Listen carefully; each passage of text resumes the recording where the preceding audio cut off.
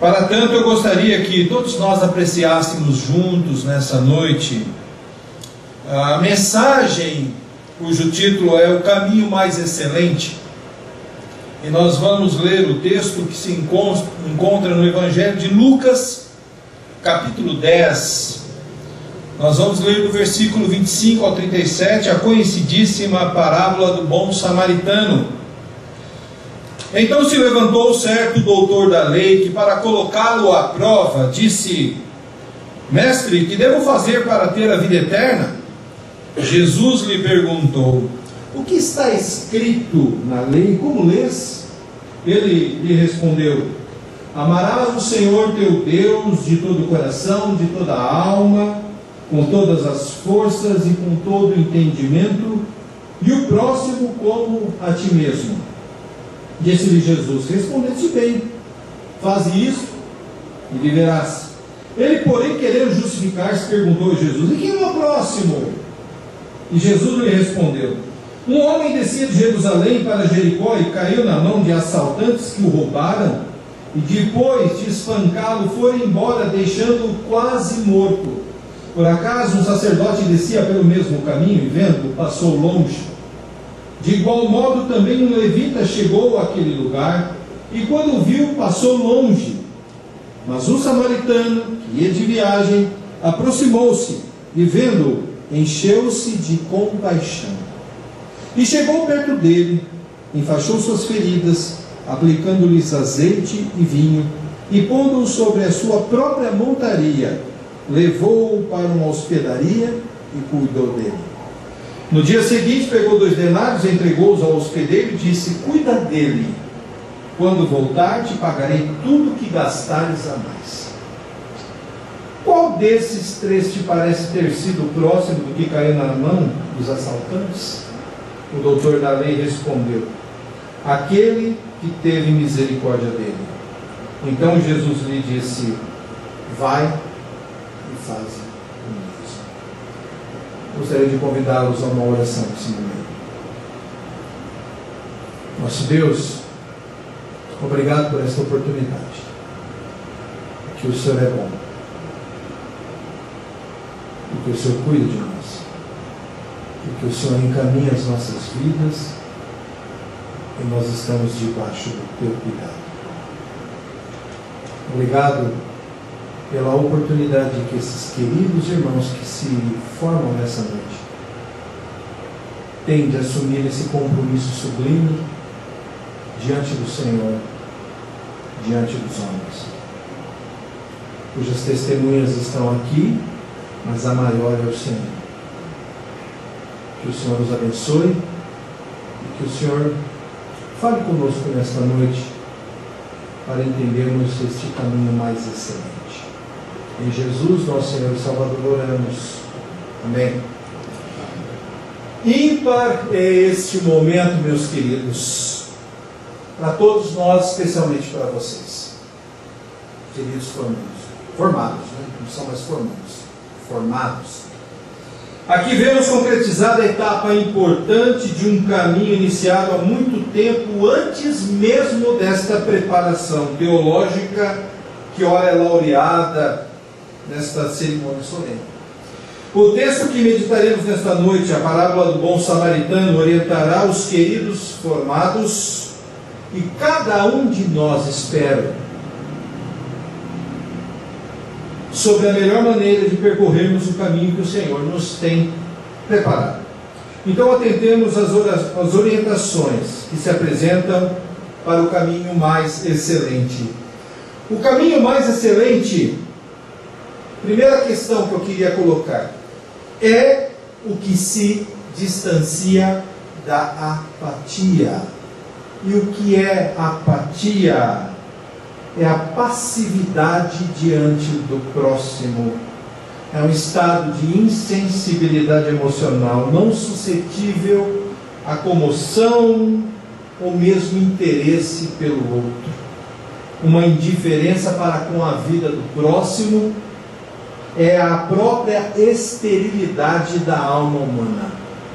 Vamos entender melhor a apatia dentro do que o texto nos apresenta. Apatia Primeiro aspecto dela, ela separa pessoas.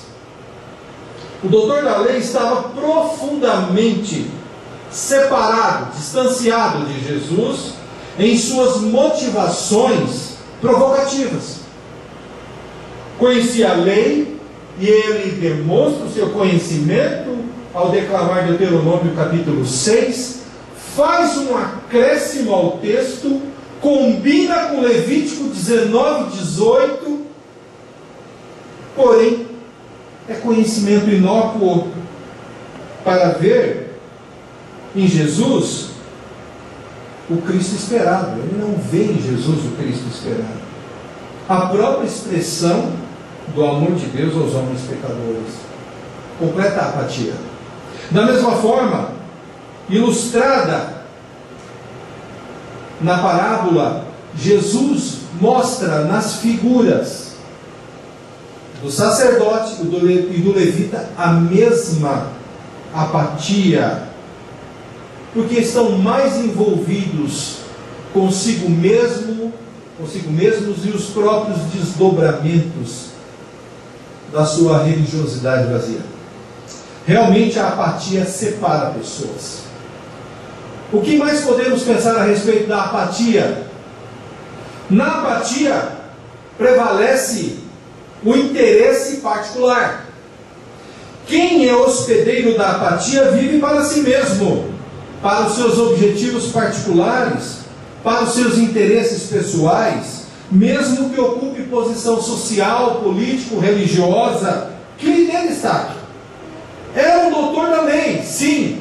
Era um sacerdote na parábola? Era um levita na parábola? Sim. No entanto, todos eles dissociados de uma real e piedosa devoção ao próximo. Armadilhas do inimigo podem interpor-se entre o sujeito e a posição que ele ocupa, constrangendo, sufocando muitas vezes sua função de servir ao próximo por servir-se a si mesmo. Realmente na apatia prevalece o interesse particular. E mais uma questãozinha a respeito da apatia. A apatia mantém o status quo, o estado de coisas. Mantém o estado de coisas interior, isto é, no coração. Ali, no coração, afinal, o doutor da lei não mudou suas motivações iniciais. Mesmo depois de Jesus ter lhe apresentado a parábola. Isso fica observado no último versículo que lemos. Quando Jesus pergunta quem é o próximo, ele sequer manifesta o nome samaritano. E nós sabemos o porquê. Consequentemente, mantendo o mesmo estado de coisas interior, manterá o mesmo estado de coisas exteriormente. Na atitude comum, as figuras do sacerdote e do levita, que passam longe do que está caído no caminho, porque realmente os nossos atos revelam, refletem as nossas motivações, as nossas intenções mais profundas, mais interiores. A apatia, infelizmente, pode assumir um caráter monolítico, isto é, sólido, coeso e definitivo. Um coração insensível ao arrependimento e, consequentemente, à transformação que Jesus promove. Realmente, a apatia mantém o estado de coisas. Por isso, o caminho mais excelente é o que se distancia da apatia.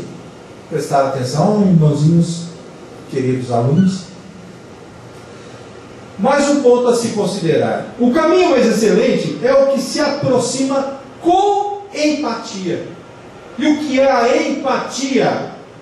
É a capacidade de alguém identificar-se com o seu próximo, presumindo sentir o que o outro está sentindo, seja em quaisquer âmbitos da existência humana.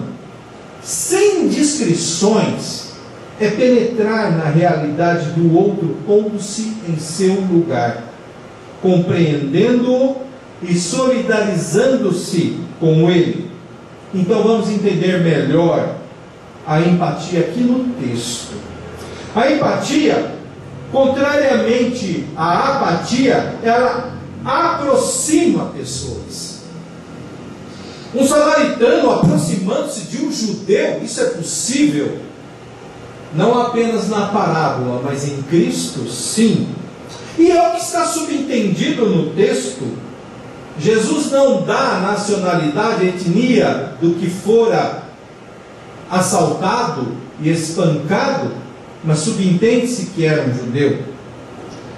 E interessante que ainda há pouco, em Lucas 9:54, Tiago e João queriam mandar fogo cair do céu para consumir os samaritanos impenitentes na passagem por ali. Tal era a indisposição entre esses dois povos, não somente de natureza étnica, também religiosa e histórica. A aproximação entre pares, ela não é difícil.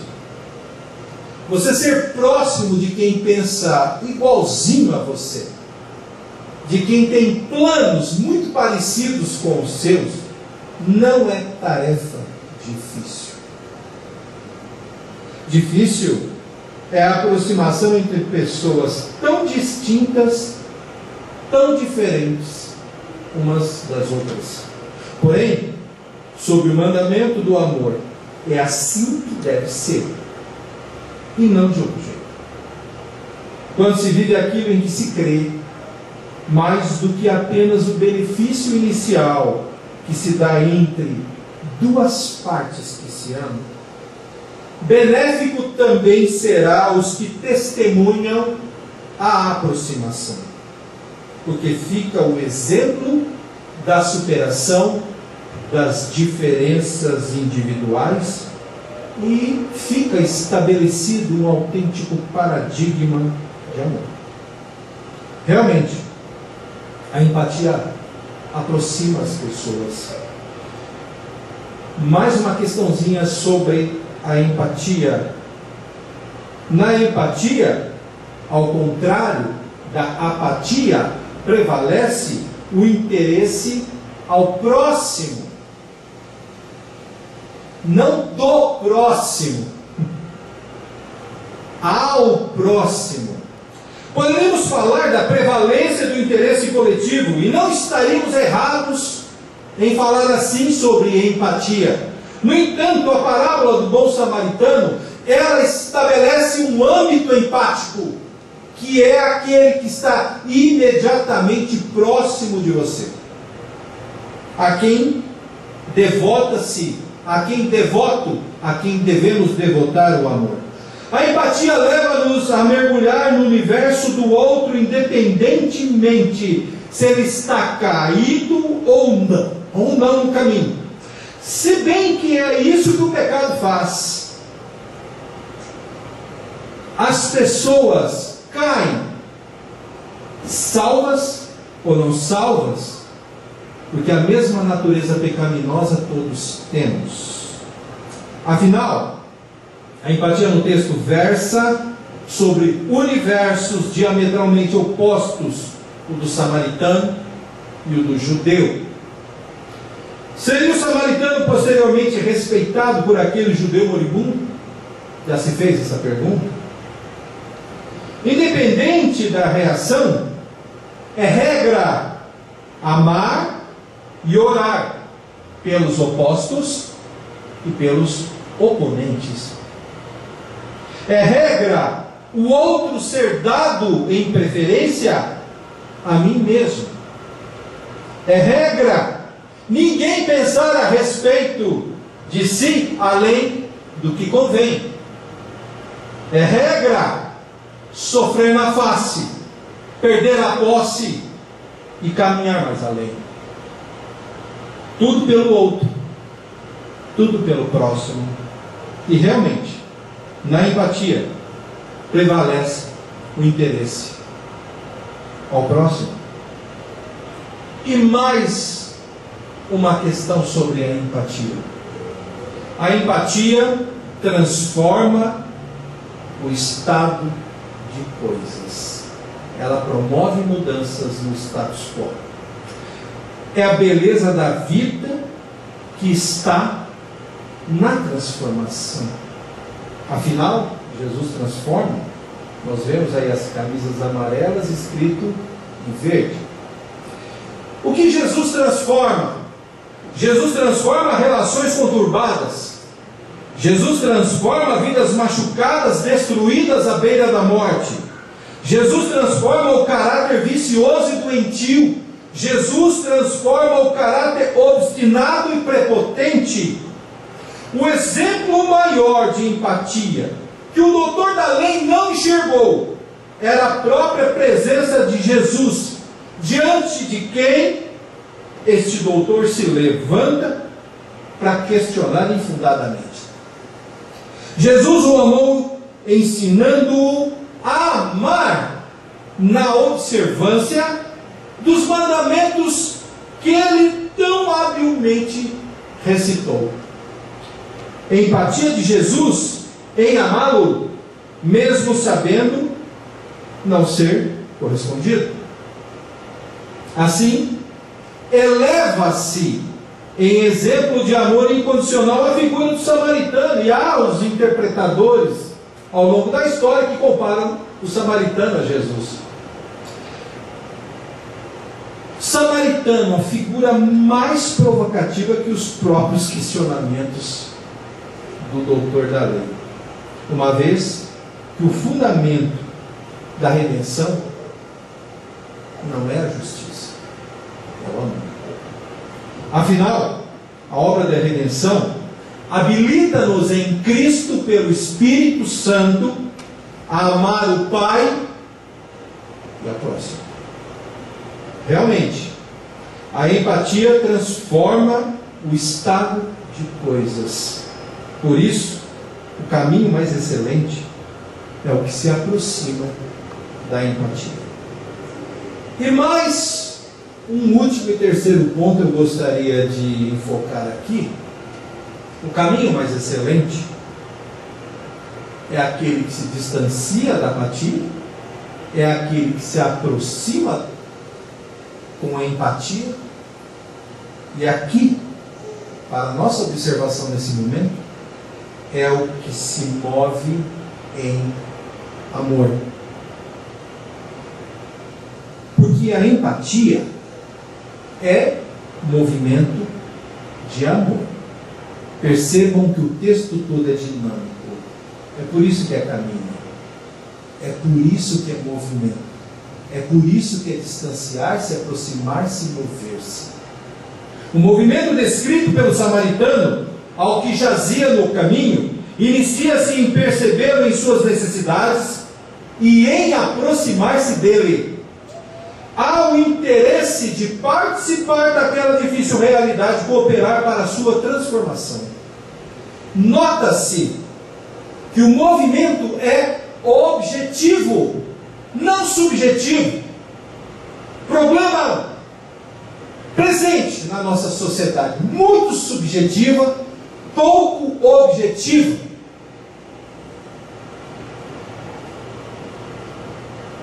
Nota-se então que o movimento é objetivo, isto é, ele parte do samaritano e alcança, vai até o que jazia no caminho. O amor não é apenas uma represa de virtudes, mas o amor é um calmo rio que alcança a sua força, transportando sua história de percurso amorável. O amor tem sentido e conteúdo, isto é, ele segue uma direção plena de virtudes, desdobra-se em histórias de transformação e cria vínculos em uma vasta rede do bem. Realmente, a empatia é movimento de amor. Também porque a misericórdia, e é assim que o texto termina, é expressão de amor. Deus é misericordioso e Deus é amor. A misericórdia de Deus está fundamentada em seu caráter amorável. Consequentemente, expressões misericordiosas são expressões de amor porque alcançam o próximo naquilo que ele não pode retribuir, naquilo que tampouco pode merecer. Nota-se que a expressão é própria de manifestação, é ato concreto. Efetivamente, o samaritano fez algo relevante para aquele homem miserável, da mesma forma que Jesus, ao ensinar o doutor da lei, misericordiosamente lhe ensinava sobre o amor, e ele não aprendeu a lição, e eu penso que talvez nós sejamos recalcitrantes em insistir em não aprender o amor. Portanto, o amor não pode ser apenas discurso etéreo, antes é árvore plantada de raízes firmes, tronco robusto, galhos versáteis, flexíveis e copa abrangente. Assim que é o amor, árvore formosa, perfumosa, frutuosa, generosa. O amor é paisagem transformada em sua concretude, transformadora em sua eficácia, deflagradora de novas possibilidades impensadas a partir de uma individualidade egoísta, porém possibilitadas no encontro empático em amor. Realmente, a misericórdia é expressão de amor. Por isso, o caminho mais excelente é o que se move em amor. Entenderam, queridos? Tem mais lição.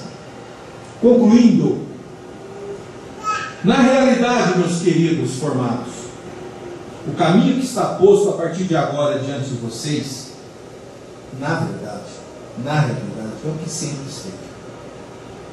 E esse caminho, que sempre esteve preparado diante de vocês, desde a eternidade foi preparado pelo Senhor. Nunca houve, tampouco haverá caminho mais excelente que este. A preparação teológica, tão necessária e proveitosa para o exercício ministerial, é a aliada poderosa do amor na caminhada. Porém, de maneira nenhuma, ouçam isso, de maneira nenhuma substitui o amor. A partir de agora, vocês não são simplesmente teólogos, bacharéis em teologia, formados em teologia. Vocês continuam sendo discípulos do Deus de amor. Não percam nunca isso de vista. Por favor. Tal combinação, capacitação teológica mais amor, manterá seus passos sempre firmes, um de cada vez, porque é assim que se caminha. Não se corre no caminho, não tenham pressa no caminho, não sejam esbaforidos, não abreviem processos.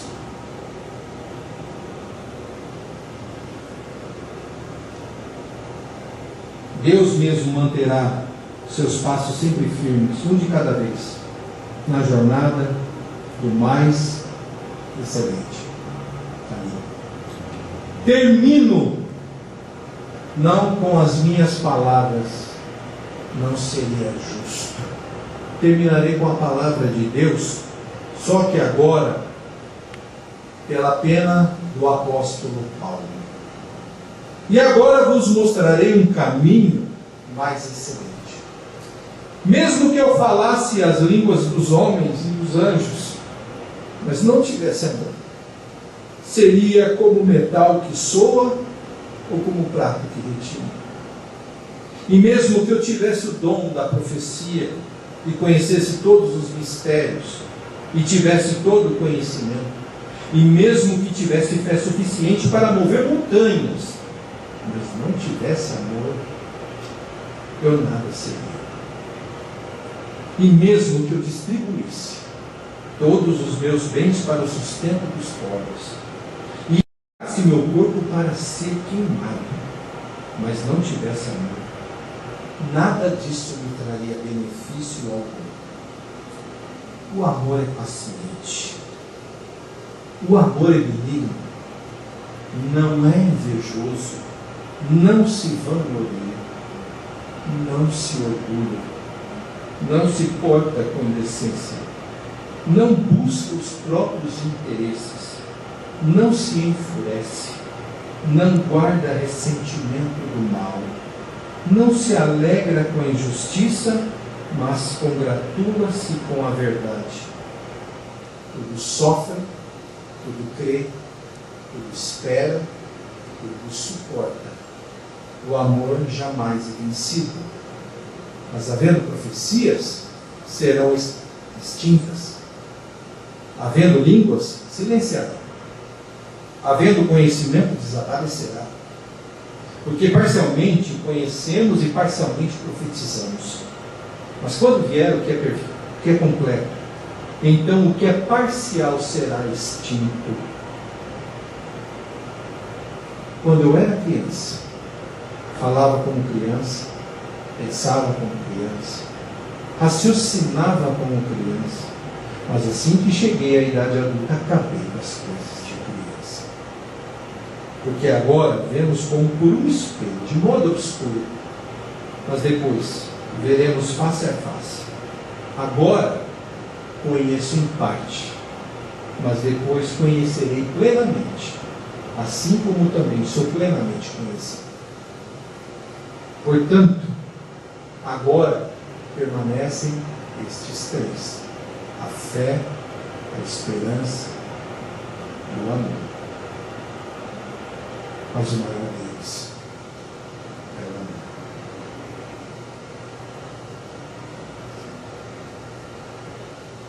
Obrigado pela alegria que vocês me deram de estar com vocês nessa noite. Vocês não conseguem mensurar aqui quanto ela chega. Convido todos a ficarem em pé, vamos orar.